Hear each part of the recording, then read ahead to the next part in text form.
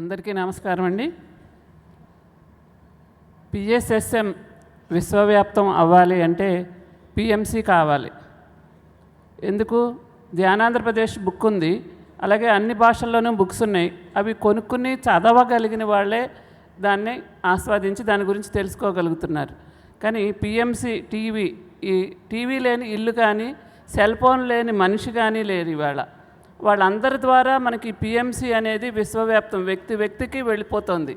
మరి అలా వెళుతున్నది అంటే దానికి కావలసిన వనరులు, దానికి కావలసిన వృద్ధి చేయాల్సిన బాధ్యత మన అందరి మీద ఉంది.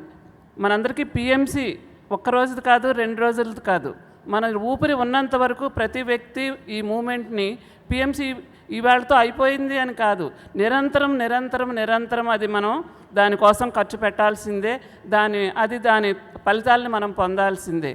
మళ్ళీ ఇంకొకటి కూడా చెప్పదలుచుకున్నాను.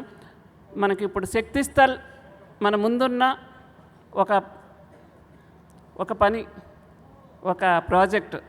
ఎందుకు అంటే మనం ఇప్పుడు గురువుకి మనం చూపించాల్సిన ఇష్టము, ప్రేమ, గౌరవము, బాధ్యత అన్నీ మనం ఆ శక్తిస్థలని అభివృద్ధి చేస్తూ తొందరగా దాన్ని పూర్తి చేసుకుని అది ప్రచారం జరగాలంటే అది కూడా మళ్ళీ పిఎంసి ద్వారా, విశ్వవ్యాప్తం ద్వారా ఇక్కడ అంత గొప్ప ప్రాజెక్టు మనకి ఆ శక్తిస్థల్ గురించి అందరము ప్రజెంట్ మనం దానికోసం కూడా చేయాలి. పిఎంసి అనేది ఒకరోజు చేసి ఆగిపోయేది కాదండి అది. ఎందుకంటే ఏ రోజు ఆగిపోతే ఆ రోజు దాంట్లో నుంచి మనకి ఆ సబ్జెక్ట్ రాదు. అది ఎప్పుడు ఆగకుండా, ఒక్క క్షణం కూడా దాని అభివృద్ధి ఆగకుండా చూసుకోవాల్సిన బాధ్యత ప్రతి వ్యక్తికి ఉంది. Thank you.